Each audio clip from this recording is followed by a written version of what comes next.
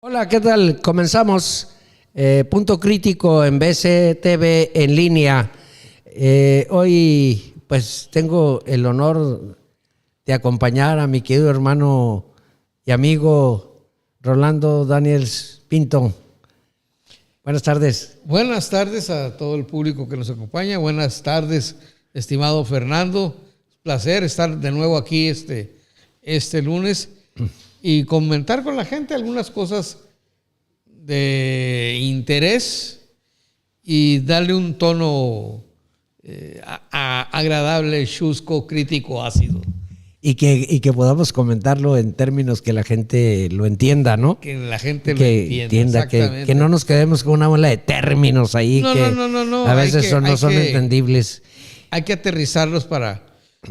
Yo a lo mejor las voy a aterrorizar, aterrizando, pero es que hoy traigo algunos temas. He preparado algo que se llama engañar con la verdad y que tiene que ver con las cifras económicas que nos presume el flamante gobierno federal, como por ejemplo las cifras de inversión extranjera directa, las cifras del empleo, el milagro del incremento en el salario mínimo, y que a final de cuentas pues nos dicen aquella parte que pues se percibe muy agradable, muy bonito de contar, pero todas estas medidas tienen consecuencias que en el mediano largo plazo ya, bueno, algunas ya se están resintiendo, y pues más vale que nos vayamos preparando para lo que viene si las cosas siguen como van, y que no tengo ningún indicio de que vayan a cambiar. Bueno, a mí me parece que la situación desde el punto de vista financiero, punto de vista económico, nos encontramos en una disyuntiva, en un camino ahí medio escabroso en el que estamos caminando.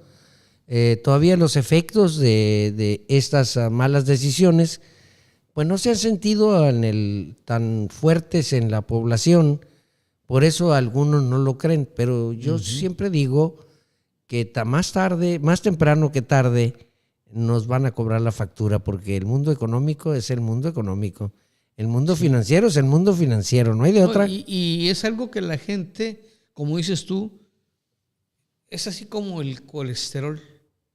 No lo siente, pero lo tienes, ¿verdad? Sí, así es. Así como el asesino silencioso, ¿no? Hasta que no te pegue el infarto. Hasta que no te dé palo. Sí. Entonces, por ejemplo, con la inversión extranjera directa dicen que hay una inversión récord. Y en términos monetarios, en términos de números cuantitativos, sí, no mienten.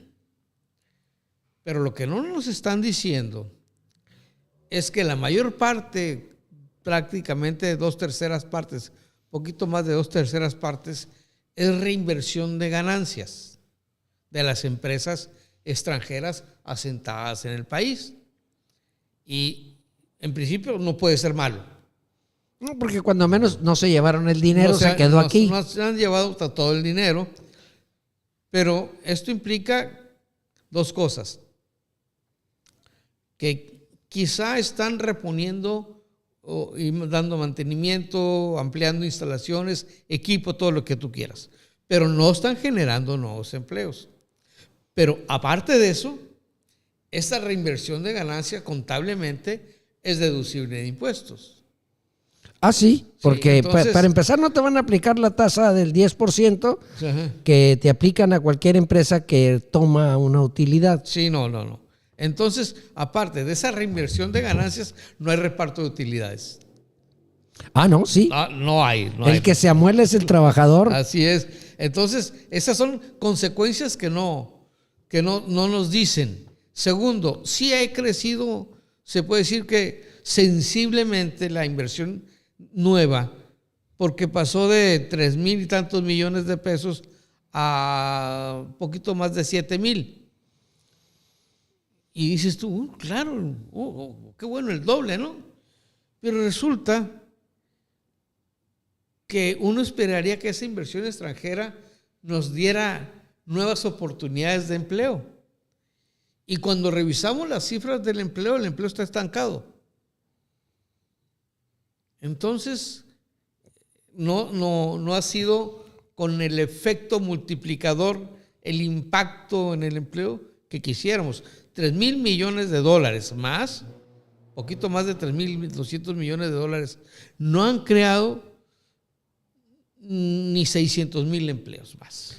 Sí, cuando este país requiere aproximadamente poquito más de 1,200,000 empleos cada año. Cada año. Estamos creando la mitad. Ajá. Eso tiene un efecto que sí lo vemos. Los mexicanos pues necesitan tener ingresos y más del 50% de la población pues se va al comercio informal, ¿no? Entonces, pero espérame, es a lo que voy. Dame una chancita de ver esa parte de ahí. La parte, me dicen, oye, pues es que yo oigo hablar mucho del comercio informal. Pues, ¿qué es? Pues es el compa que va y se pone en una esquina a vender burritos. Es el compa que anda haciendo chambitas de plomero, que anda haciendo... Las que dan masajes. Las que dan masajes. En el hombro. Sí, entonces, porque hay gente que da masaje, ¿cómo le llaman? Curativos. O correctivos. Te digo, pero y hay mucho tipo de comercio informal. Y no te dan factura. Y nunca no pueden darte factura porque no están en la economía formal. Y además algunos de ellos generan empleos, pero generan empleos en la informalidad. O sea, no tienen seguro social, no tienen ningún tipo de prestaciones. Sí, pero fíjate, de esto que estamos hablando de la inversión extranjera, que nos dicen que sí, pero que no genera empleos, que no participa utilidades, que deduce impuestos y que no se reflejan en el ingreso de la federación, en el ingreso por tributos. Bueno, si a esto le sumas que está habiendo una pésima negociación del tratado con nuestros vecinos del norte y que está cayendo en revisiones anuales, lo decíamos la otra ocasión, adiós al nearshoring, Ya empresas como Toyota ya nos dijeron, me voy. Y habría que habría que esperar, mejor dicho, que le siga haciendo a las empresas que están aún en las condiciones actuales, le siga siendo más rentable quedarse y reinvertir que moverse. Porque las decisiones tipo Toyota, de esta Toyota, que implican que en un periodo de 4 años, creo, se va totalmente, pues es muy perjudicial para muchas familias mexicanas. Así es, para muchas familias tijuanenses. Tijuanenses en este caso. Y de Tecate también, que van a ser afectados por la pérdida de empleos. Sí, y que pueden brincar al empleo informal. Así es. Por ejemplo, ahorita el gobierno presume, y lo dice la señora del púlpito en las mañanas, que tenemos una tasa de desempleo envidiable comparada con los países de la OCDE, o sea, los países ricos de la Organización para la Cooperación de Desarrollo Económico. Solamente Japón nos gana, dijo. Sí. Y tenemos una tasa de 2.6%, envidiable. Sí y no, porque esa tasa que mide México toma en cuenta a las personas que venden burritos, que dan masajes, que limpian carros, pero que no generan ninguna contribución a la seguridad social para ellos. O sea, no tienen seguro social o ISSSTE, no tienen Infonavit o Foviste, no tienen Fonacot, no tienen esta empresa que se dedica a prestar para que compres, que es del gobierno, se me fue el nombre. Pero si medimos la tasa de desempleo o de desocupación que miden los países de la OECD, donde el empleo informal es prácticamente nulo, es casi el ilícito, ¿sí? Pues fíjate que nos vamos a llevar a una sorpresa, porque entonces la tasa de desocupación, en vez de ser del 2.6% de la PEA, sería del casi el 56%. O sea, 50 puntos porcentuales más. Es decir, la población ocupada, o sea, el 50% prácticamente está en la informalidad en este país. Es una cifra que nos ocultan. ¿Por qué? Porque nos están midiendo la tasa de desempleo con todo aquel que estuvo trabajando en lo que fuere, que no fuera ilícito, ¿no? Pero no es un trabajador contribuyente, por decirlo así, a su esquema de seguridad social, a su sistema para el retiro, a su sistema para poder tener derecho a una vivienda. No lo es. Es más, ni siquiera quizá pueda ser sujeto de crédito en tiendas departamentales que puedan adquirir algunos enseres domésticos, ¿no? O algunos equipos para el hogar.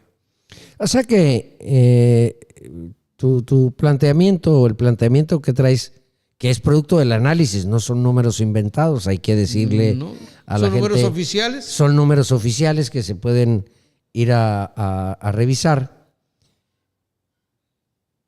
Yo creo que se avecina o que estamos en el umbral de un problema económico. Las cosas tienen dos maneras de verse, siempre es así. A veces el vaso lo vemos medio lleno y otras veces decimos que puede estar medio vacío. Los logros de esta administración, de estos 8 años, ya casi 8 años de la 4T, pues es una parte que también tenemos que ver, es la parte esta del aumento del salario. El aumento del salario definitivamente, de manera muy significativa, el crecimiento al salario mínimo, pues sí ha beneficiado en mayor percepción de los ciudadanos, de aquellos que tienen una economía formal. De los que no, pues siguen siendo... ¿Quién sabe si les paguen el salario mínimo? Algunos no, quizá algunos puedan ganar hasta más, pero no tienen la ventaja de tener un contrato laboral que les permita aportar a su seguridad social. Pero eso es a lo que iba. Esa es una manera de ver el vaso medio lleno. Bueno, es que vamos diciéndole de otra forma. Tenemos el vaso a la mitad, pero ¿qué queremos hacer? ¿Queremos llenarlo o queremos vaciarlo? Tomar? O que no lo queremos vaciar. Sí, o sea, porque lo que no nos dice el gobierno, lo que no da claridad el gobierno, no hay una política económica que dé claridad de que queremos llenarlo o lo queremos tomar todo el vaso. Y yo quisiera tomar el otro tema también para discutirlo por parte de eso. Antes de cerrar el tema del aumento de salario, pero el salario ya se lo comió la inflación. Es que vamos. Ese aumento salarial que benefició, ya se lo comió la inflación. ¿Y por qué se lo comió? Porque alguien tenía que pagar el costo de aumentar el salario. Pero hay una razón por qué se come el salario. La inflación. Tú estás aumentando el salario. En 2024 aumentó 12%, en el 25, en este año aumentó un 13%, comparado con el 2025. Pero resulta que la productividad laboral, por decirlo menos, está estancada. ¿Qué significa esto para la gente que nos está escuchando? Quiere decir que estamos produciendo exactamente lo mismo con un mayor costo. Y entonces ese costo se va a repercutir al consumo. No va a perder. La empresa tiene dos opciones: sacrificar ganancias o sacrificar empleos.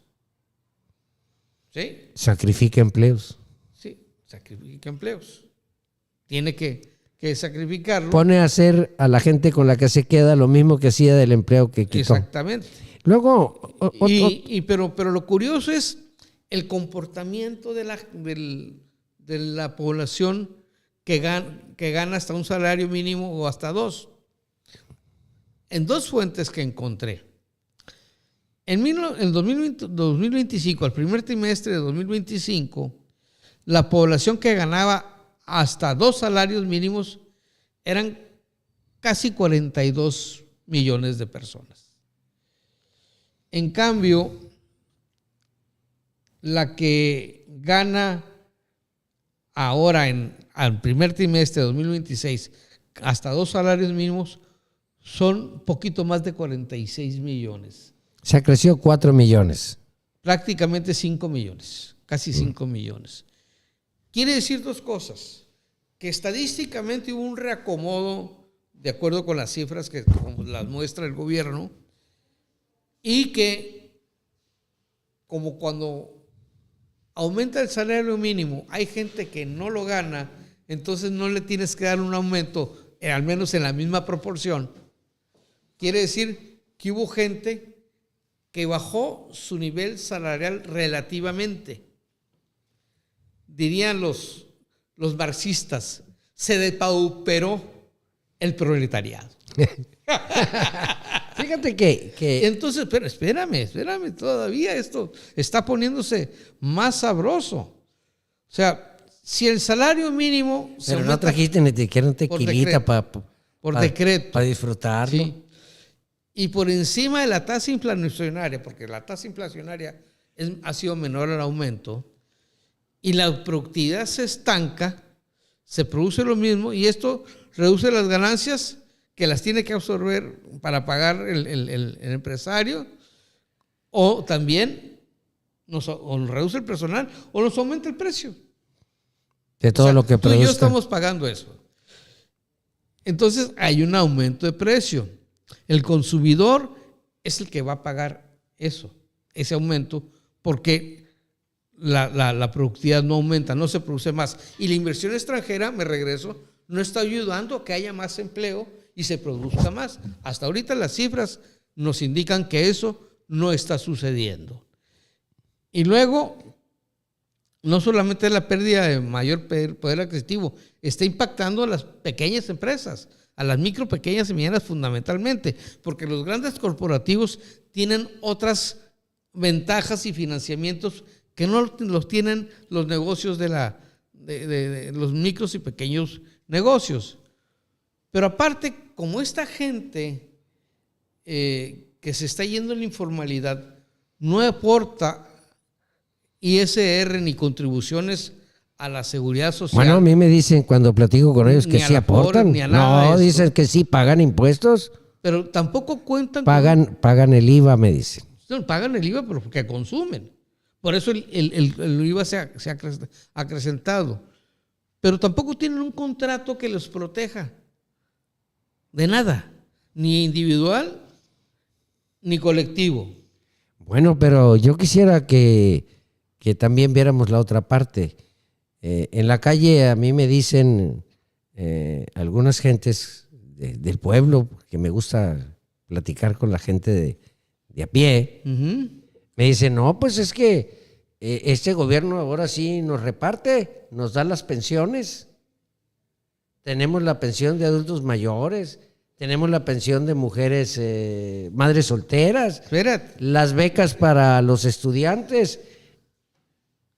Mira. Y si lo analizas, es un gasto enorme que hace el gobierno ahí. Déjame llegar tantito, dame tiempo. Entonces, pues no, yo te estoy diciendo la parte buena, es que pues. También traigo estoy tratando de defender ¿dónde va? Un poquito y luego ya vemos el análisis para no centrarnos nada más en los números, sino lo que la gente entienda. Un sector de la población vulnerable laboralmente, ¿sí?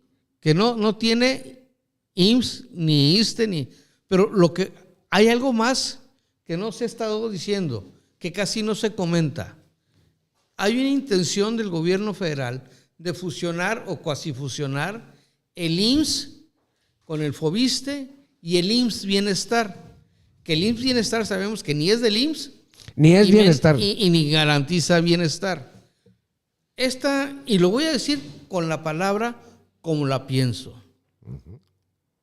Es una perversidad y un abuso estúpido, porque el gobierno le quiere trasladar a los trabajadores que sí cotizan el gasto de la salud de los que no tienen protección de seguridad social.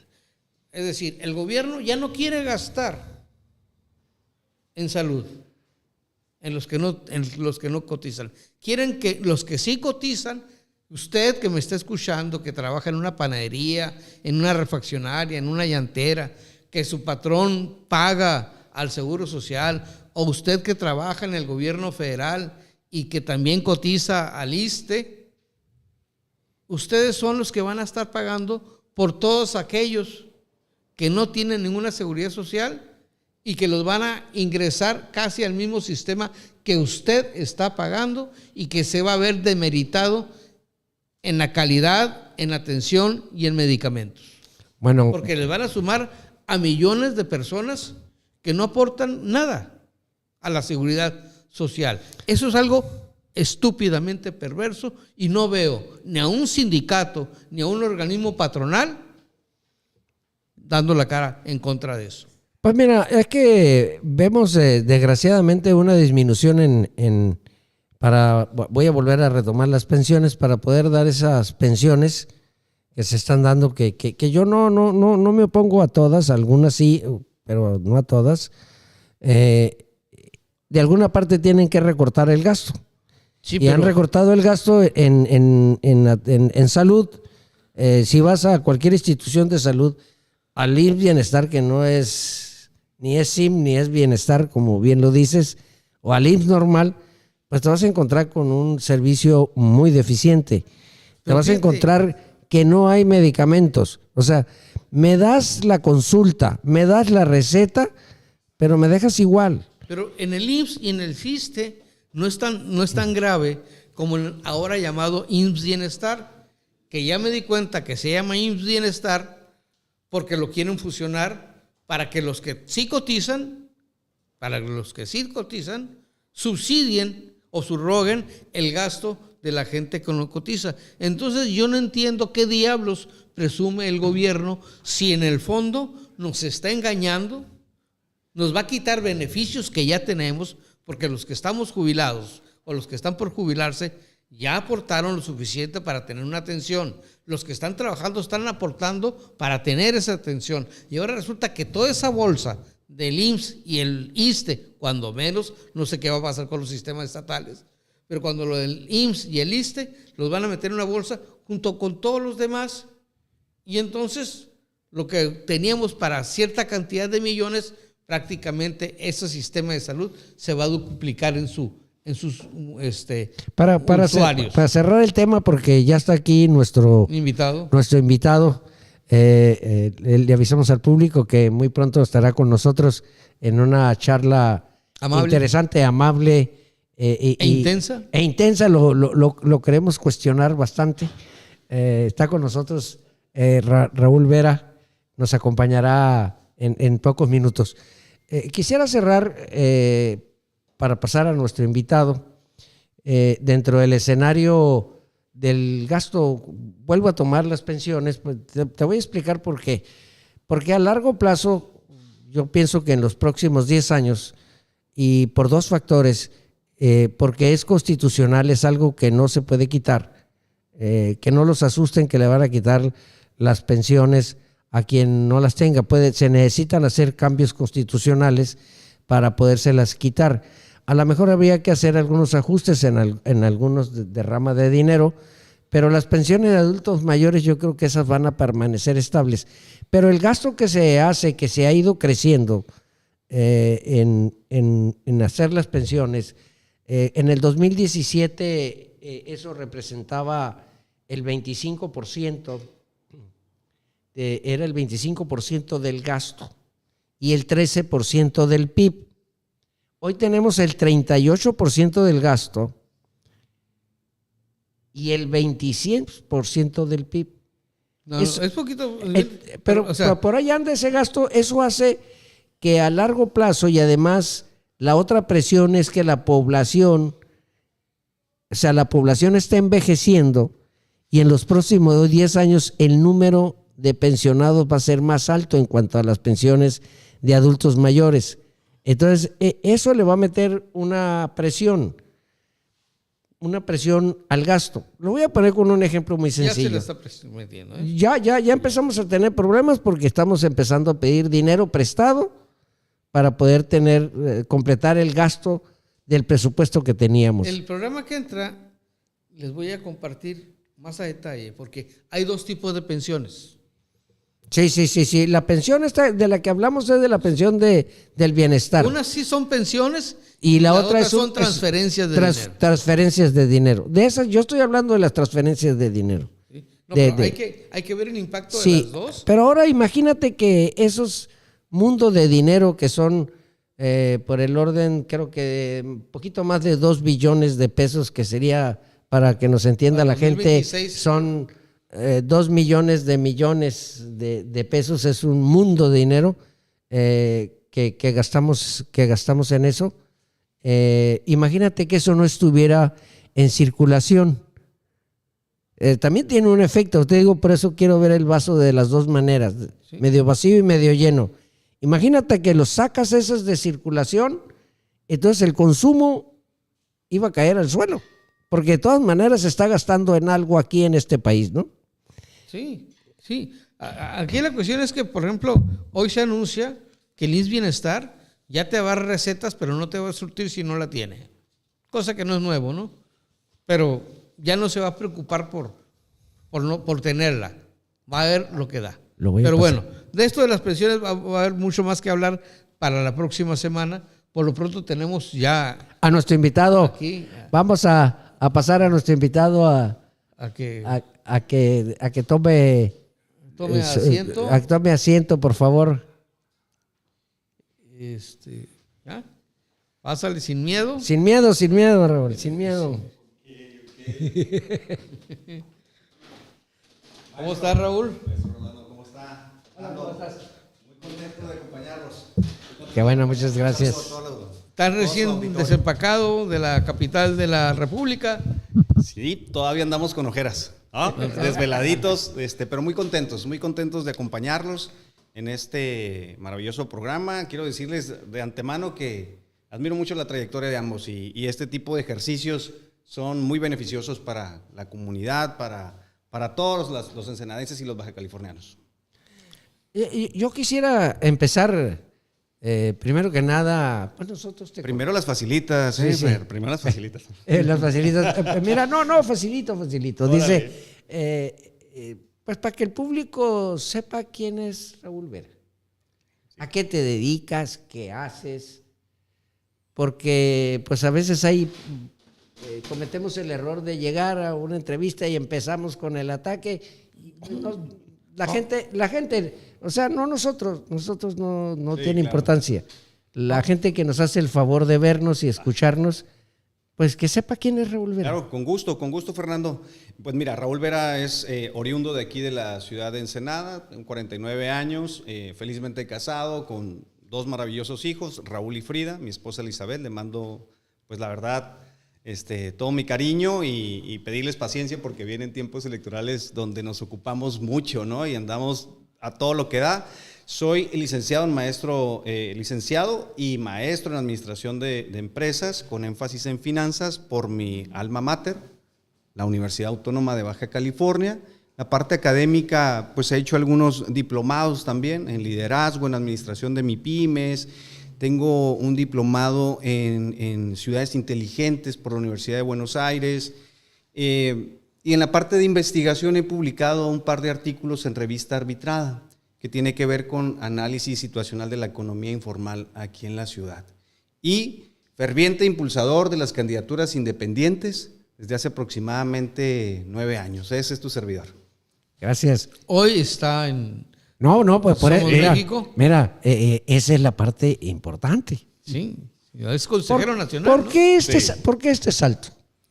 ¿Por qué salirte de esa defensa que hiciste durante esos 9 años en la vida pública del camino independiente y ahora estás en un partido de reciente creación, Somos MX?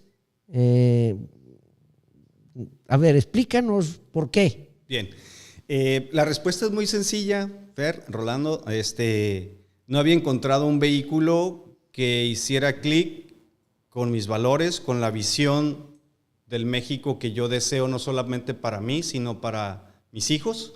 No había encontrado, estatutariamente sí los había encontrado, porque hay que decirlo, muchos partidos, o sea, no están redactados para lastimar el país y la democracia. Bueno, a lo mejor alguno ahorita sí, ¿verdad? Pero bueno. En la praxis.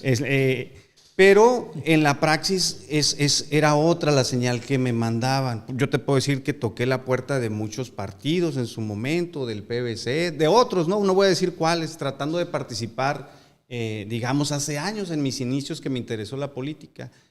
Y nadie fue capaz de abrirme la puerta. Entonces me fui orillando un poco más por el tema independiente y hoy en Somos México encuentro el vehículo que hace clic con mis valores, con mi ser y con la visión de partido político que yo deseo para construir un mejor país. Esa es la respuesta. No lo encontraba, ya lo encontré. Ok, ahora como consejero estuviste este fin de semana en la Ciudad de México, una asamblea nacional de consejeros, ¿no? Y traen, entre otras cosas, sacaron a la luz el tema de un comité en pro de la liberación o de un trato digno de justicia para Ernesto Rufo. Platícanos qué significa este comité, qué pretende. Bueno, el comité plural emerge de diferentes fuentes y liderazgos, pero voy a dar un pasito hacia atrás para decirte que efectivamente estuvimos en la tercera sesión del Consejo Nacional de Somos México. Y dentro de la agenda que se trae está el tema del Comité Plural para la Defensa de Ernesto Rufo Appel, que nosotros desde nuestra visión, desde lo local y lo nacional, los que lo hemos conocido durante tanto tiempo, pues creemos en su inocencia y creemos que es inverosímil pensar que él sea el magnate del huachicol en México a los 74 años de edad, desde la oposición. Entonces, este comité plural, Rolando, emerge como un vehículo institucional, formal, que busca evitar que esta bandera sea agarrada con un color. De hecho, su tonalidad es blanco y negro. No queremos que se pinte de azul, no queremos que se pinte de amarillo, ni de rojo, ni de rosa, Vamos como ciudadanos y lo que busca este comité plural para la defensa de Ernesto Rufo es generar una estructura en cada estado y más allá de las fronteras de México. Quiero decirte que en Estados Unidos también la comunidad latina, la comunidad que conoció aquí pasando la frontera al señor Ernesto Rufo Appel, se va a sumar a este ejercicio con una serie de eventos que ya están en puerta para dar a conocer toda la agenda del comité plural. Hay voces como la de el señor Castañeda, está Rubén Moreira, está gente del PAN, está gente del PRI, está gente de la sociedad civil, hay gente de Somos MX también, pero vamos sin la camiseta en este proyecto para la defensa de Ernesto Rufo Appel. A mí me llamó mucho la atención un comentario que me hizo una persona y no había reparado en esto. Dice, ¿por qué Gómez Mon? Yo le contesté, pues Gómez Mon fue un panista, es uno de los despachos más reconocidos en materia penal. Sí, me dijo, pero Gómez Mon también trae problemas en familia con litigios. Y me surge el comentario, dice, no sea que vayas a usarlo como moneda de cambio. O sea, para salvar a su familia, usar a Rufo. Y aparte me dijo, Gómez Mon, sí es muy conocido, es reconocido, pero también tiene sus detalles. No es el más limpio de los abogados penalistas. Yo lo pongo aquí sobre la mesa porque al igual que tú, a mí se me hace muy extraño que un capo de la droga, del huachicol, hubiera andado en la calle como yo lo veía en el centro y que podía platicar con él y acercarme sin que ningún guarura se interpusiera. No tengo toda la información, no conozco el expediente, pero yo también confío en que Ernesto Rufo no es lo que están señalando, pero sí, pues a lo mejor habría que procurarle un equipo de defensa, ¿cómo se puede decir? Plural, para que no sea solo con las referencias que me dieron de Gómez Montt. Sí me preocupó el asunto. Sí, comentarte que esa es una decisión básicamente de la familia, ¿no? Creo, así lo visualizo yo, no es una decisión donde el comité plural tuviese mano. Por supuesto que estamos desde el comité plural analizando las instancias internacionales con gente muy capaz como Álvarez y Casa, que es uno de los cuates más metidos en el tema de derechos humanos, ¿no? Y es una persona muy preparada y un referente en la materia. Pues dice él, pues me voy a ir con los teachers, ¿no? Con mis teachers, o sea, que están a otro nivel en materia de derechos humanos. Y regresando al tema de Gómez Montt, me gustaría puntualizar que es un tema de decisión familiar, donde nosotros no tenemos opinión y tenemos nada más la intención de apoyar. Y, por cierto, vienen unos eventos para Baja California que los puedo compartir si gustan, ¿no? El día jueves en la ciudad de Tijuana se va a instalar este comité plural para la defensa de Ernesto Rufo Appel a las 5 de la tarde en la ciudad de Tijuana, en la Candelaria, un restaurante conocido allá de la ciudad, a las 5 de la tarde. Van a ir diferentes liderazgos de todos los calibres, como Gastón Luquen y otras personalidades de ese calibre que desean sumarse a esto porque, y quiero decirlo con mucho respeto, ven lo que está pasando con el sistema de justicia hoy en nuestro país, que ya no hay esa división de poderes, ya no hay esa república como la conocimos nosotros, ¿verdad? Con división de poderes. Hoy, efectiva, ¿no? pues desde un micrófono te dicen que ya eres culpable, invalidando el debido proceso. Ahorita que comentabas tú, Daniel, dijiste algo muy importante. No conozco, dijiste, como el expediente, ¿no? De qué se le acusa y qué tantas sus graves, las fallas que tenga graves en su expediente. Eso es porque no hubo una audiencia pública a la cual tenía derecho. Lo metieron en una audiencia de más de 40 horas, sí. Rompió el récord, no ha habido una audiencia que dure más tiempo, ¿no? Llevándolo a un desgaste a un señor de 74, casi 75 años, recién operado de la cadera, y la audiencia no fue pública. Si era el rey del huachicol, la fiscalía tenía todas las pruebas para declarar eso. Pregunto yo a ti, Fernando, y a aquellos que tenemos una pizca de colmillo político, ¿no era el mejor momento de exponer todas esas pruebas públicamente a nivel nacional en una audiencia que todos vieran que el rey del huachicol, aquí están todas esas pruebas? ¿Por qué no lo hicieron? Es que para eso es el proceso. Ese es el debido proceso. Pero fíjate que a mí me llama mucho la atención de lo que ha trascendido nada más, ¿no? Y yo lo dije en el programa pasado, pues yo no soy ni juez ni fiscal. No puedo ni juzgarlo ni absolverlo.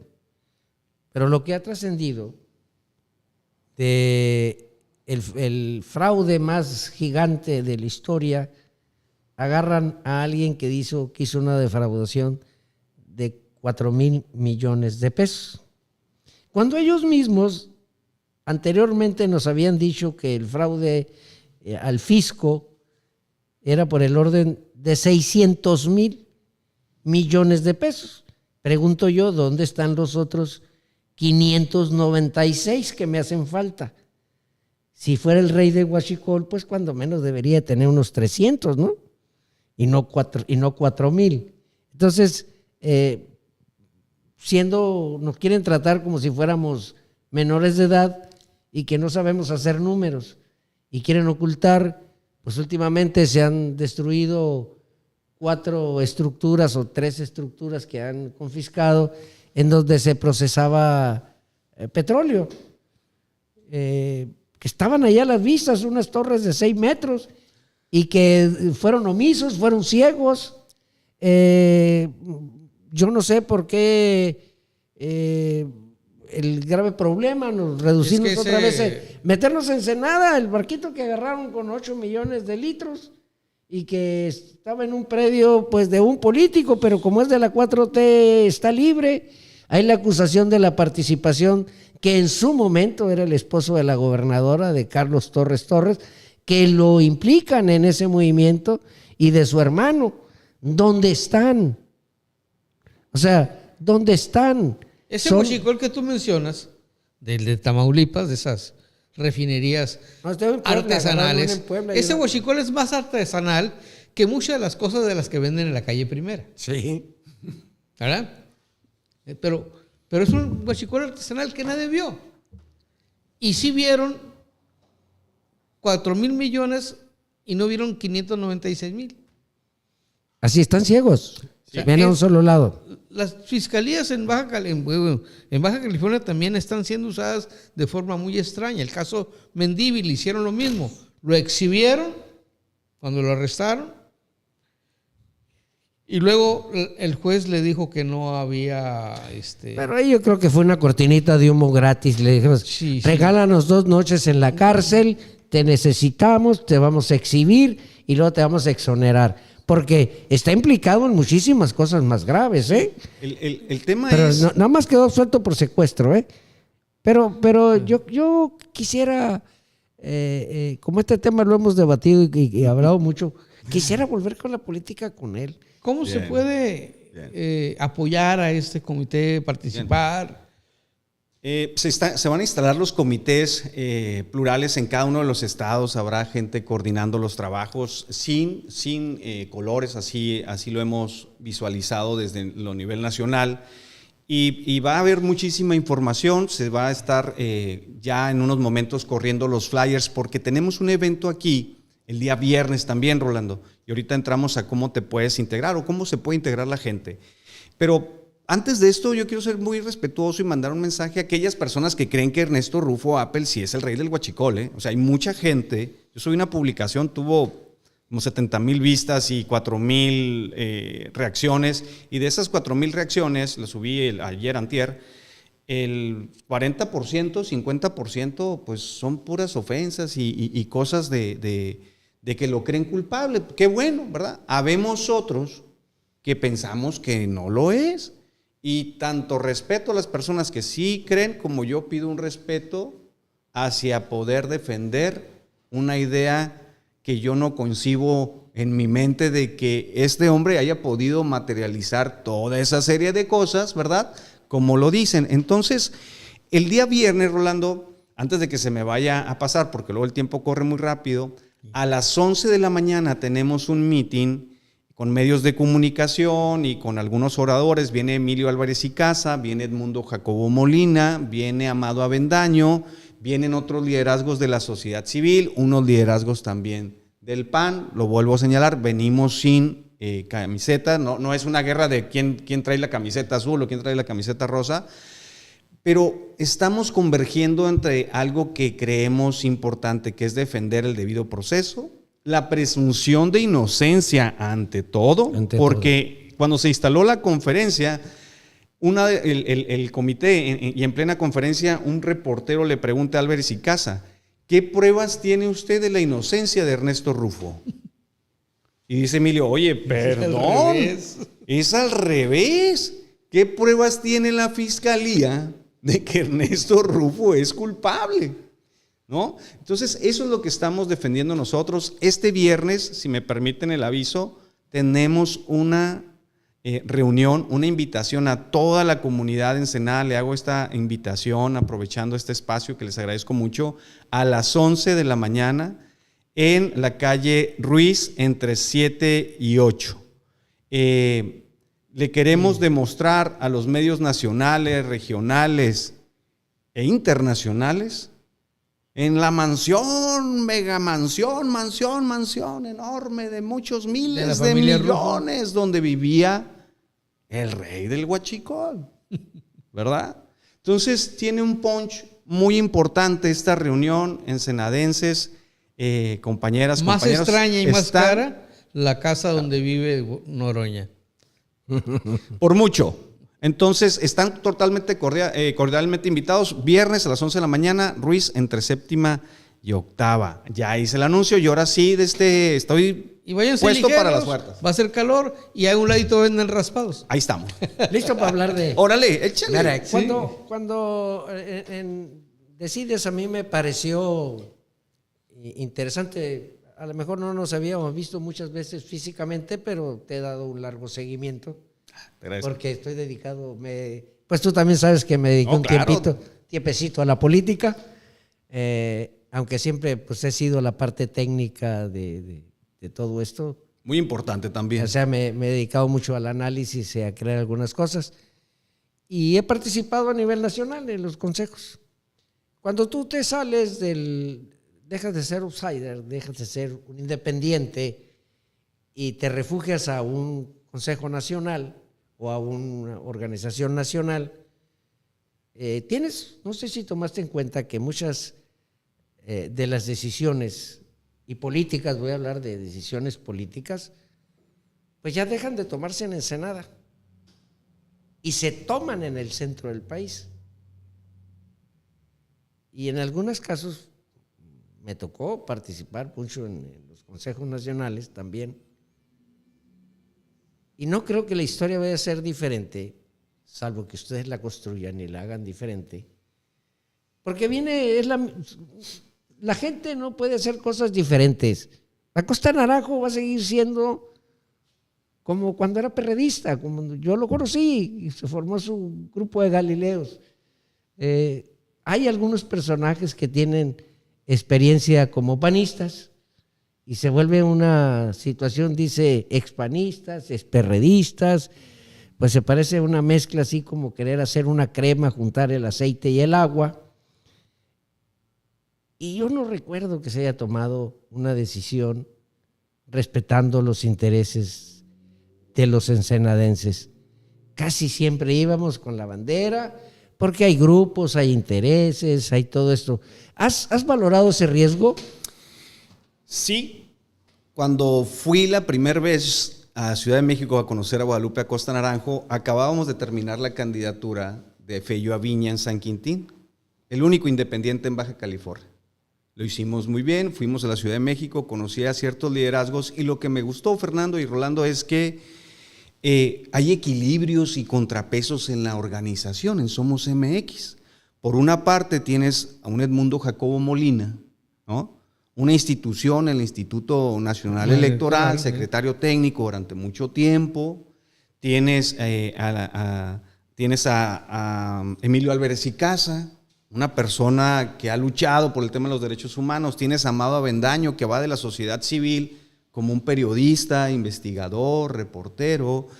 Tienes a diferentes personalidades que se han ido sumando y que traen la construcción de un partido político nuevo con la visión de no cometer los mismos errores de los otros. Te lo puedo decir ahorita que estatutariamente, reglamentariamente,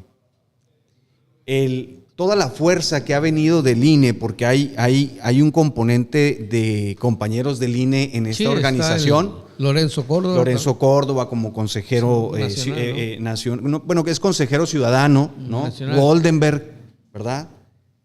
Personas que participaron en la construcción del Instituto Federal Electoral para sacar la Secretaría de Gobernación de las elecciones.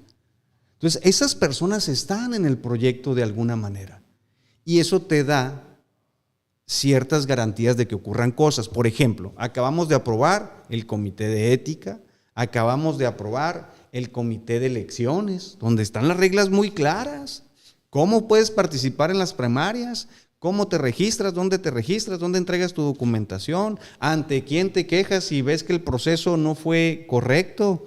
Hay una serie de investigación, va a haber una serie de investigación de los perfiles, y lo acaba de decir Guadalupe.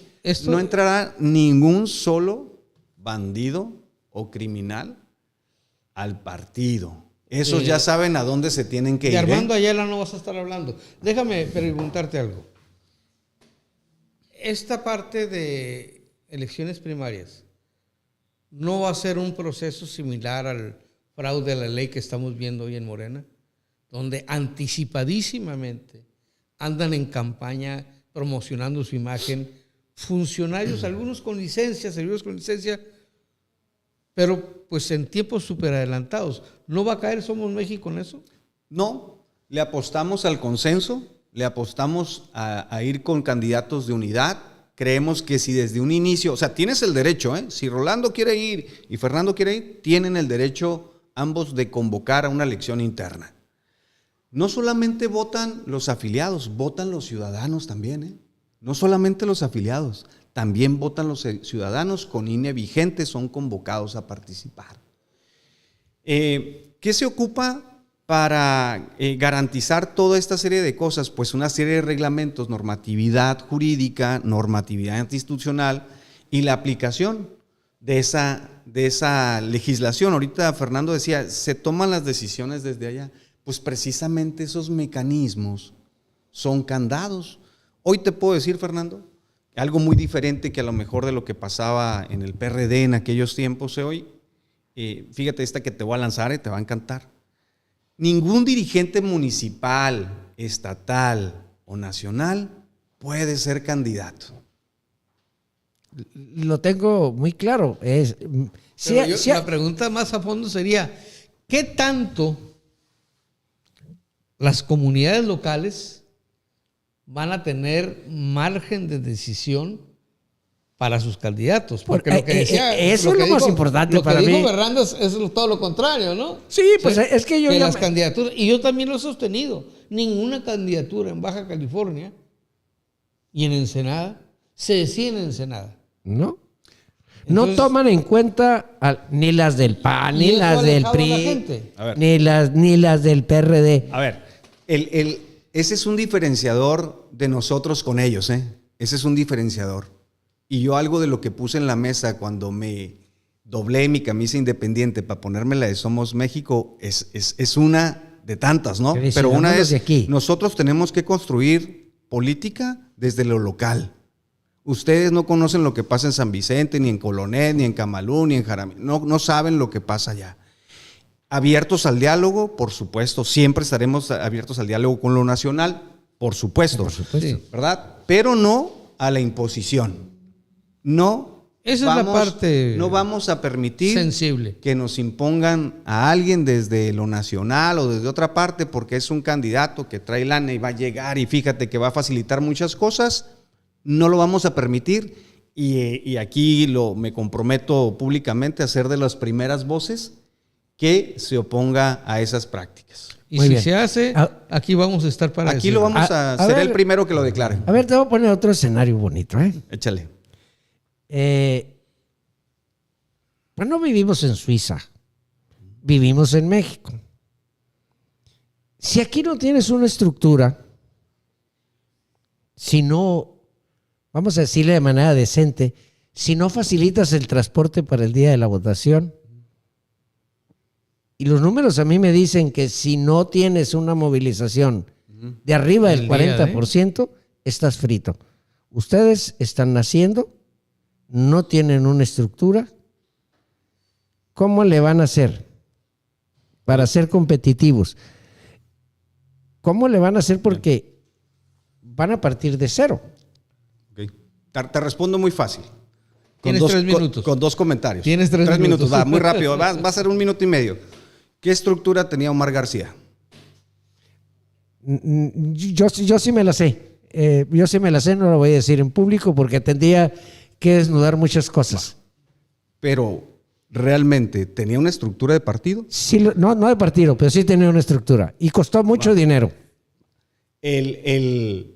¿Qué estructura tenía Fello Viña? Yo coordiné su campaña. Si tú me preguntas... Ese estaba más... Tú me preguntas cuántos comités municipales, dónde estaban los líderes de colonias, de Fello, dónde estaban distribuidos, ni un solo comité en una colonia. Y nos enfrentamos a Claudia Sheinbaum, a Armando Ayala, a la diputada federal, a la diputada local y a la alcaldesa. Un solo hombre por la vía independiente. Sin estructura y sin liderazgos... Sin liderazgos en las colonias, esto es bien importante aclararlo.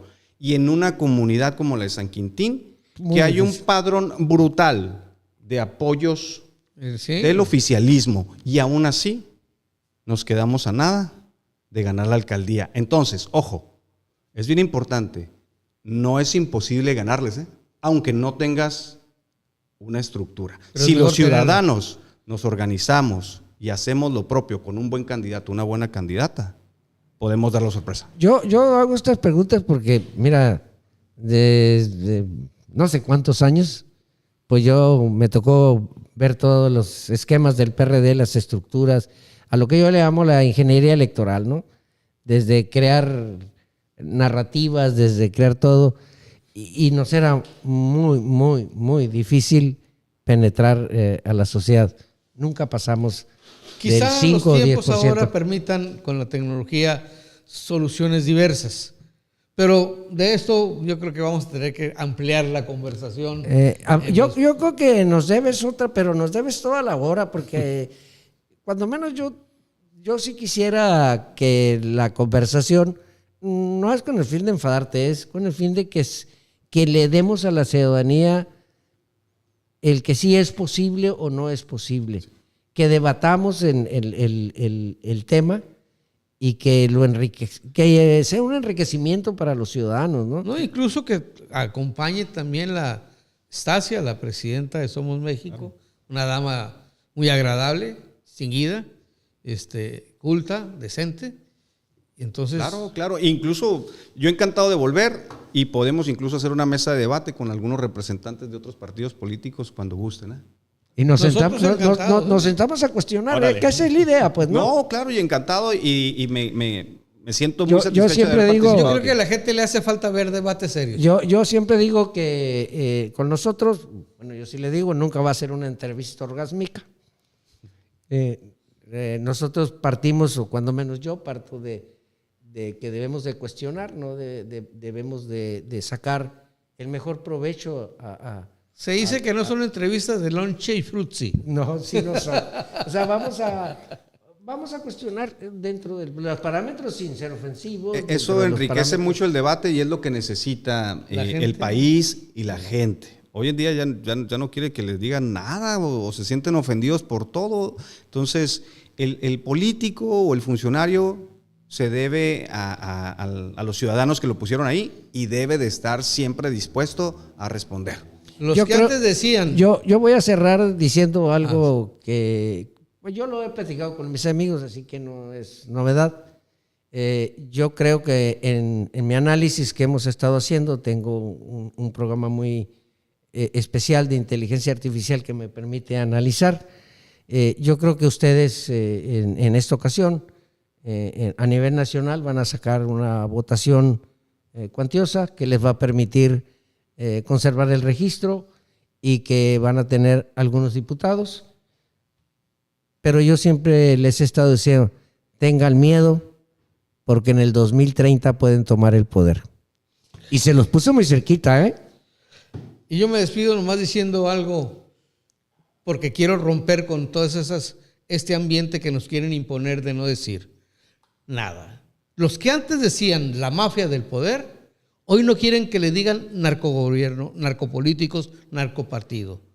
A puñaladas iguales, llorar es cobardía. Muchas gracias por su atención. Nos esperamos el próximo lunes a las 6 de la tarde en A las este 6. programa en vivo. Visítenos en nuestra página BC TV en línea. Nos vemos, Punto Crítico, en donde aquí nada se maquilla, todo se analiza. Gracias, hasta el lunes. Gracias a todos. Ahí.